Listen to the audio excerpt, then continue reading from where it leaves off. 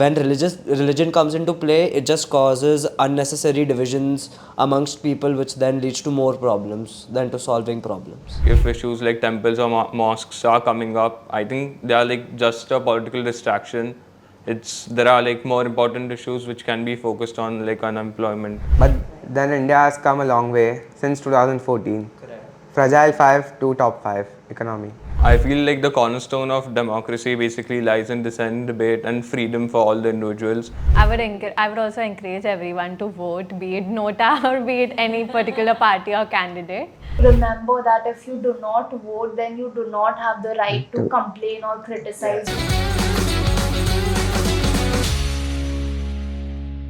Hello and welcome to this episode of Buzz by the Bay with young voters from across Mumbai city and neighbouring areas which will vote on May 20th. Urban centres in Maharashtra are notorious for their low voter turnout. The heat, political apathy, lack of awareness are some factors. Is this time going to be any different? What are young voters saying? What issues will they vote on? We are going to catch up with a few politically aware Mumbai youth from different constituencies and get their perspective on Lok Sabha 2024 and the confusing state of politics in Maharashtra this time round. Hello, welcome all of you. Hello, good evening. And thank you for taking time off from classes and college and jobs to, come on Buzz by the Bay. It's always very exciting to interact with the youth, and many of you are first-time voters, right? Yes. So would you all say y'all are exceptional in the sense that y'all are politically aware? Okay, you know what's happening, y'all are interested in politics. Would you all say y'all are in the minority and that most of your friends are sort of, indifferent to what's going on or election? I think there's a 50-50 in the present scenario.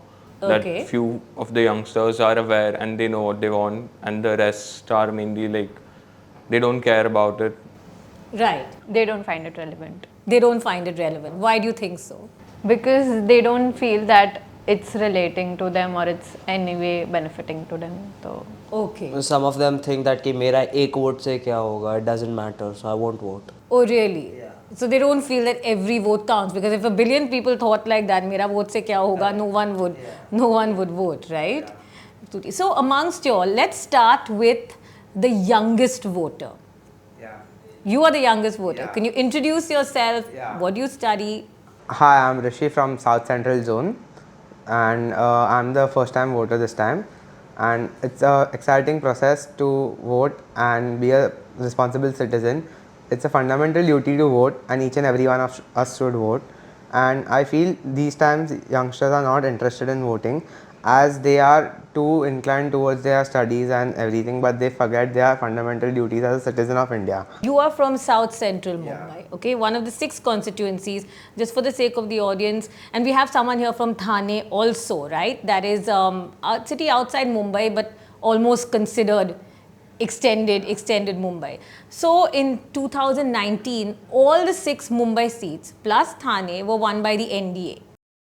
Things have changed because Maharashtra politics have been through many upheavals. We've had a split in 2 major parties, the Shiv Sena and the NCP, which makes it a bit of a khichdi of a situation in Maharashtra. Symbols, there's added symbols, right? There were fight over who's going to take the actual symbols, who's the original Sena. So now we have the Eknath Shinde Shiv Sena, which is allied with the BJP, that forms a Mahayuti alliance, and we have Uddhav Thackeray's Sena, which is allied with the Congress, the India Alliance, that is allied with Sharad Pawar's NCP, and that forms the Mahavikas Aghadi. So that is Maharashtra politics for you.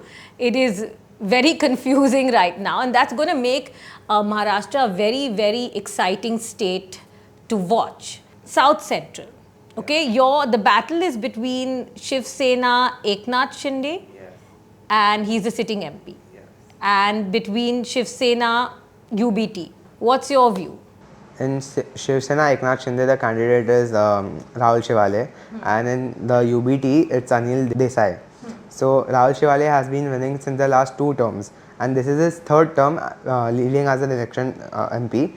And if he wins this term, and he's made sure that every citizen gets his duties done, he gets his duties done for the citizens. And he had kept all meetings also and everything pre-election, and everything has prepared well for the election. So you think he's going to come in Yeah, again? yeah, for sure. So your loyalties lie Yeah, for that sure. side, for sure. Yeah. Okay, fine. Well, you're clear about your loyalties, which Yeah, is yeah. good. Which is good. And I'm going to come back to that. I'm going to come back to constituency-specific issues. Let's start with one of the lovely ladies in this group. Okay, how about South Mumbai? We're sitting here in South Mumbai. We have the ocean behind us. You also are voting, Disha. You are voting from South Mumbai. If you could introduce yourself and tell us what your political preferences are and the issues that are important to you. So I believe the local issues are to be primarily addressed, because once we address the local issue, in a way it's addressing the national issue also. By that we should also address the international issues like diplomacy, etc. So I believe one goes like the other goes hand in hand. Okay, but can you introduce yourself also, Disha? What do you do? So I'm currently studying law. I'm doing BA LLB from DMRE School of Law. Okay, absolutely. So do you have any strong loyalties either way? No, I don't align to any particular candidate or any particular party as such. So I believe that there are pros and cons in both the parties and both the candidates. Have you decided who you'll vote for? Yes, I'll go for Nota. Nota, okay.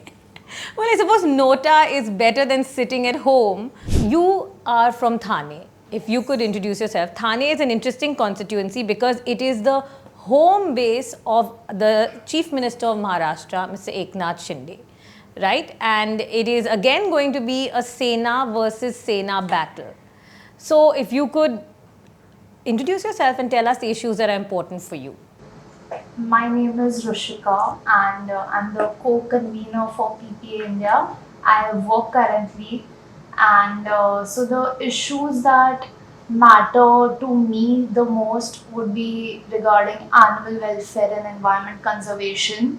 Though Navi Mumbai has been very smart with the city planning and town planning, there are certain things that are not going well, like damaging the land and destruction of trees for developing the city, which is again a bit. So environmental factors matter most to you. Yes. Animal rights and environmental factors. So do you feel that from the two candidates in Thane, which we have Vichare from the Mahavikas Aghadi, from the UBT Shiv Sena, he is a sitting MP. Opposing him, we have Naresh Maske, who is a former mayor of Thane. Do you have any opinion? Who do you think will win? What's your feel? I don't have any opinion about it. Okay. But I just have like I don't even align with any party or any person individually, but I rather admire leaders who are working towards a certain goal and have achieved something out of it. Let's move to North Central Mumbai. Hello. Hi, if you could introduce yourself. Hi, I'm Hriday. I'm a second year BBA student. I'm studying from Atlas's ISME. So mainly what I'll be voting for within my constituency is basically infrastructure. As we can see in Khar, Bandra and Santa Cruz, every other day, every other road is being dug up. I don't know what they're looking for under the roads, but whichever candidate is promising a better infrastructure for these areas, I'll be going for them. So have you decided? I have not decided as well, although I have personal grievances with one of the candidates in my constituency. Okay. I have not made a strong decision yet. Personal grievances. Do you feel like telling us or no? So Varsha Gaikwad, she was the education minister when I was in 10th. Okay. And certain decisions she made left us in a lot of stress. Okay. So I think that will play into my decision. So Varsha Gaikwad, who is the Congress candidate, she is a four-time MLA. She used to be a cabinet minister for education in Maharashtra. So she's a veteran politician and her father was too. She is up against BJP's political newcomer, as we all know, Ujjwal Nikam, who is a public prosecutor. Mostly famous for sending Kasab to the gallows. You know, the 2611 terror trials. He had conducted those against Kasab. So he's well known for that. Otherwise, he has no political experience. But do you think that doesn't matter to you? Yeah, no. If he is a if he's like a proper candidate, then I don't care about his experience or anything in politics. If he's promising and if he's meeting the promises that he's making, then I feel that he should be given a chance. Okay, that's great. That's wonderful. And what do you think? I mean, you of course interact with other people. What do you think? What's the buzz on the ground? Who's going to come in? Constituency wise, I'm not really sure, but from what the internet tells me, PM, I think we're going to have a third. Hat trick. We're going to have a hat trick. Yeah. Hat trick for Modi ji. Okay, lovely. Now, Sharvin, the lawyer, another lawyer. What do you think? Introduce yourself. You're from South Mumbai. Yeah, hi, I'm Sharvin and I'm a third year law student. I'm pursuing law at D.M. Hari School of Law, and like I belong to the South Mumbai constituency, and taken a overall ground report since it's the first time MP candidate given by the BJP. I feel like since Mr. Sawant has a past experience of I guess 2 or 3 terms, so it'll be probably easier for him to contest and win. And for me, issues mainly like local as well as national issues are equally important.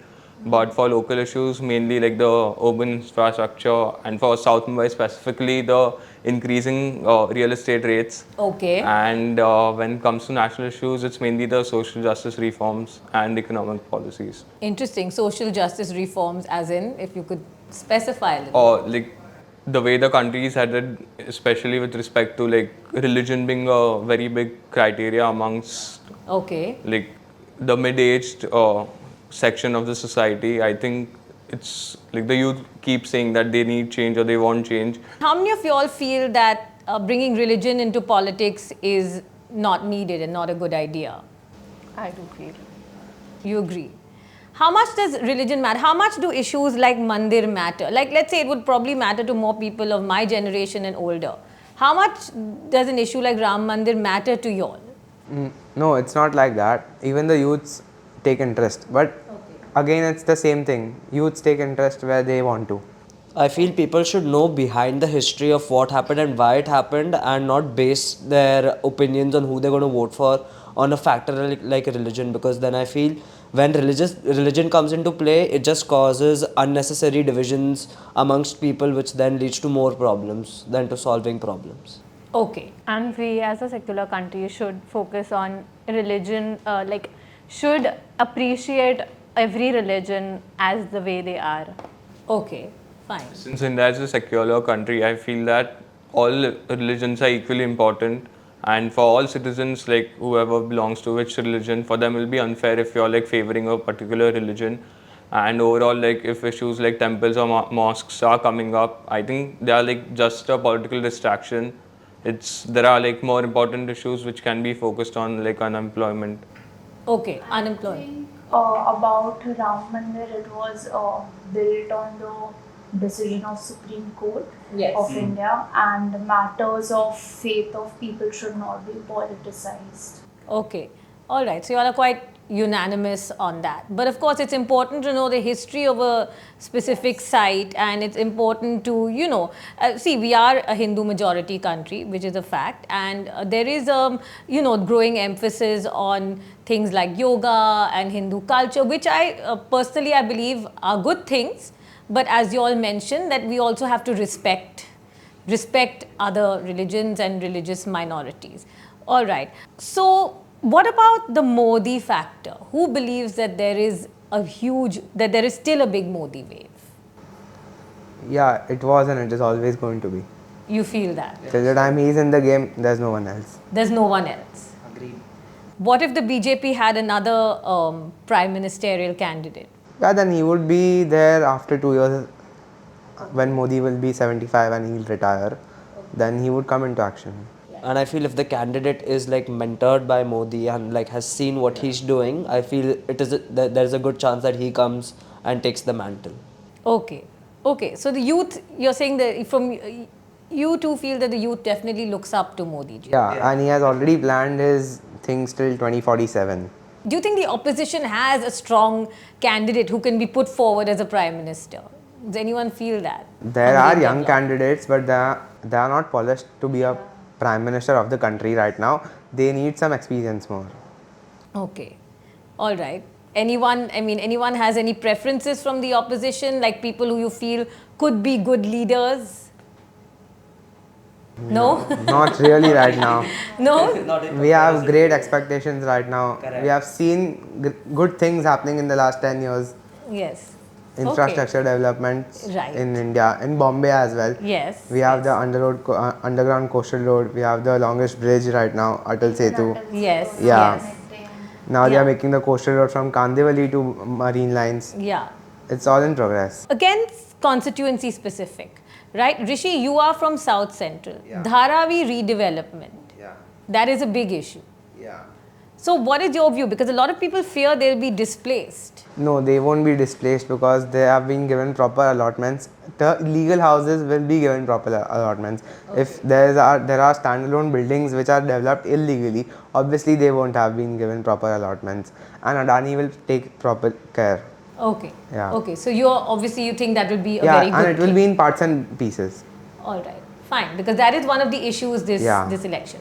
I think the sense I'm getting from all of you is that whereas of course leadership is important, Modi ji is important, but issues that are closer to you and closer to home are very important. Yeah. Slum redevelopment, road infrastructure, pollution, housing prices. I can see that these are largely issues related to your constituency. So, I don't think I'd be wrong in saying that those issues are nearer to you and closer to your heart, right? But what about issues like foreign policy and India's image abroad? There we have one man right now, Okay, Dr. Jaishankar. all right.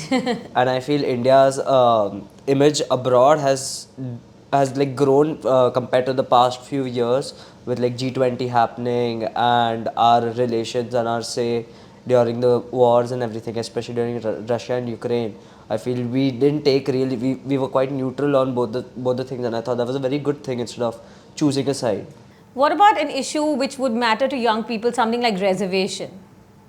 Yeah, a lot. Important? It is, yes, it is quite an important issue which needs to be settled. In this age group, reservation for us is meant in the college admissions right now, majorly. Because what happens when there are reservations for the other castes, the lower caste, and they are not lower anymore. Yeah. They are above us, but on paper they have the certificate, so they get the admission. Even if we have the marks, they get the admission on lower marks. And I feel sometimes the reservation things causes splits and tiffs within the community, which then again leads to other problems. Yeah. Okay, so you definitely, want more rationalization of Yeah. the reservation process. You all agree with that? Yeah, like we want like reservations mainly based on the economic background of the person more than the caste or the religion they belong to. Okay. So At more least on in economic educational background, it should Yeah. it should be on the merits and not on the caste and Okay. the economic backwardness. So basically economic backwardness. That means you could belong to a higher caste, but you could be from a very poor background, and you think those people are more deserving Yeah. of reservation. This time though, Mr. Rahul Gandhi has also said that if they win by chance, then they will, by any chance, so they'll increase the reservations to 50% or more than 50%. So there will be no seats for general people. That's a point that goes against him with the youth, right? And Modi ji is emphasizing a lot on first-time voters, and we've seen that he has sort of, in terms of IT and so many other factors, there have been a lot of improvements in the country. If you look at UPI payments and all those issues, though price rise, unemployment are still issues, and they'll be with every government, I believe. I believe that's just problems endemic to India, and it's going to be very difficult to get rid of those problems. Like employment is an important issue for us, and like I was going through a few statistics.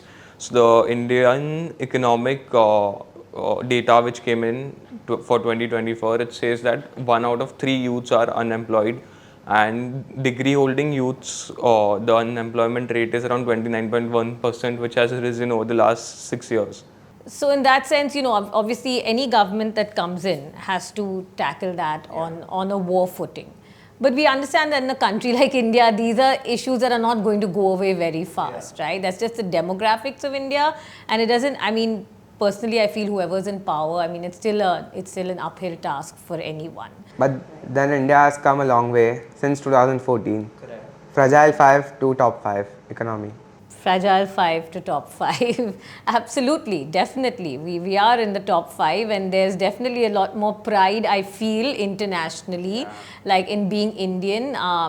I mean, it's just a feeling that maybe our status has been raised, we can walk around with more pride, and those are good things. But how about we each talk about, I'm going to go in circle, I mean, we'll just wrap up with a couple of more questions, but how about we each talk about like one thing we like about the current system, one really good thing, and one thing we think that could change. Sharvin, let's start with.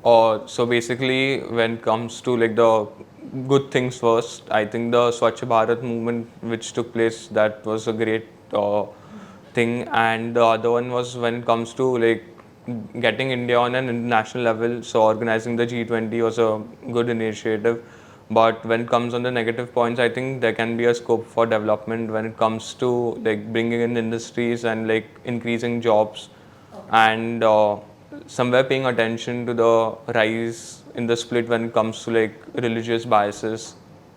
Okay, very good, very well said. Disha? I believe the best part also has some room or scope to like improve, such as infrastructure. So there's one part where we see development, but one part where there's more scope for improvement.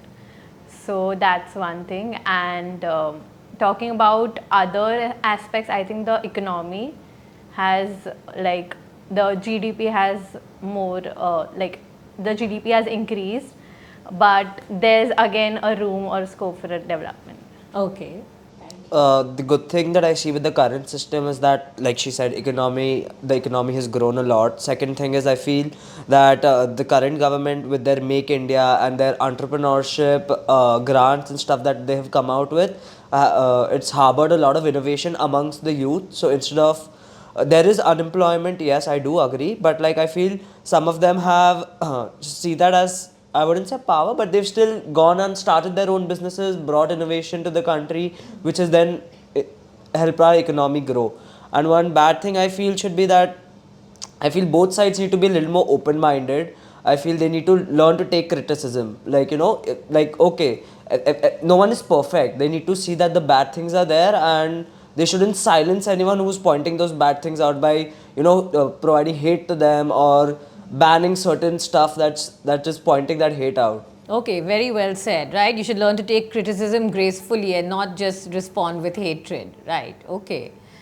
Rishi. Yeah. So the good part about the government right now is they are focusing on development and infrastructure, but they are not focusing on government properties like government hospitals, the high courts, the district courts. The district courts are not properly managed also. The files are just stacked and stacked. Day by day the cases are increasing, and government hospital also, we don't have a world class hospital anywhere, and the government hospitals are also like not properly made for the citizens. Right. Yeah. Okay, so government healthcare definitely needs government to healthcare and then general public health. Okay, but general public amenities. Yeah. Okay, very well And said. the criticism, what Hriday said was right, ki they don't take good criticism, they only take it in the bad way. Okay, fine. They don't learn anything out of it. Little more open-minded about Yeah. criticism. Rishika. Yes, so one thing that I am particularly troubled about is the lack of stringent laws for animal welfare and environment policies. The bail for animal cruelty is 50 rupees, is the fine. And so that is something that can be worked upon because it has been so many years. That is something that I would want the government to work upon, and something that I appreciate about the government also, Mrs. Poonam Mahajan has amended those Animal Cruelty Act laws. Okay. So I really appreciate her efforts and contribution to the animal welfare. Yes, Poonam Mahajan did do a lot for animal welfare. She is not the candidate anymore from North Central Mumbai. Her place has been taken by Mr. Ujjwal Nikam. So she was 2 times sitting MP. She is the incumbent, but now she has not been given a ticket. One needs to also keep changing contestants. That could be one argument. I would like to point out, in this thing, animal cruelty, In Bombay, there's only one crematorium for animals. That is SPCA Parel. Oh. The government needs to look up for it, and it's so expensive. And the timings are only 8 a.m. to 4 p.m. I would Yeah. also like to add upon that there is no government veterinary hospital Yeah. in Navi Mumbai. So you have to either go to a private clinic to afford the treatment of community animal, which is again very expensive, or you have to go to the Parel hospital, which is again like Which is it has a again limited private time by the Okay, Parsis yeah. and you everyone. cannot like there's no safeguard for them. Government needs to look out for at least one animal crematory per area. Okay, well, Not so many, but at least 2 or 3 throughout Bombay. One in the western, one in the central, and one in the harbour side. So it will be easy for the citizens also who love animals and who can come forward and help. If it's a government, then it will be subsidized also. okay, well, you also, write a petition and put this forward. We have done it. So Mr. Rahul Shivale has agreed to it. Okay. And after this election, whoever comes, but Rahul Shivale sir has made sure that he'll help us in the Okay. thing. So animal activists will Yeah. definitely vote for him. you're Yeah, saying. Okay, fine. So, all right. Well, we have a table full of animal activists. That's great. That really is wonderful. And I'm sure, I hope if the relevant authorities are listening to this, they will take action on this. Have more crematoriums. Have more veterinary hospitals. Lastly, what do you feel about the opposition's narrative of dictatorship? Like that if the BJP comes in again, we will become a dictatorship. Does anyone have any views on this? I feel like, okay, if you say dictatorship in the sense that there's no competition, fine, but dictatorship, when you look at a I consider North Korea as a dictatorship, Right. China as a dictatorship to a certain extent, but I don't feel we with like going towards a dictatorship. I feel like the cornerstone of democracy basically lies in dissent, debate, and freedom for all the individuals, and that's possible if there's equal opportunity given to the opposition, and there's like the judiciary is independent, so these things can be looked on to. Yeah, but till 2014 it was all Congress. So it is a phase. Right now it's a Modi wave, obviously. Yeah, so no, I'm not talking with respect to any particular party as such. I'm saying that there should be like equal say, like in case you're criticizing anyone, there should be like you shouldn't be targeted based on your criticism or your views. Fair enough. So quite a few of you have voiced this about being able to take criticism in a gracious way and not reacting to it, and not so that is a very important factor. Obviously, it affects everyone, and all of you are very concerned about this factor, about being open to criticism. And I think it's good that people are bringing this up. I think it's good that the youth are thinking about this. You said independence of the judiciary. And as a law student, what do you lawyers feel? How independent is the judiciary? And from whatever we are looking up in the social media, from what's seen, even like individuals, like mainly on like YouTube and stuff, they are creating videos, they are creating content, and their data says it that since some time now that or like few former judges have also come up in the news and said that there's no freedom as such. There is freedom, but like there's a particular view or an angle when it comes to judiciary now. Okay, so the judiciary is not completely independent. Independent, yeah. One last question round is like, who do you feel, is it a foregone conclusion that we're going to have a BJP government again? So I'll again go in turn, right? And you can give your last views on that. Also, you could give maybe a word of encouragement to youth like you to come out and vote. Looking at the present scenario, I think it's in the hands of the youth and like people who avoid voting, like taking all grounds into consideration to go ahead and vote your personal choice who to vote for. But until and unless that's been done, I think the youth shouldn't be the ones saying that change is required until unless they're voting. And when it comes to like the results, I hope the best candidate wins.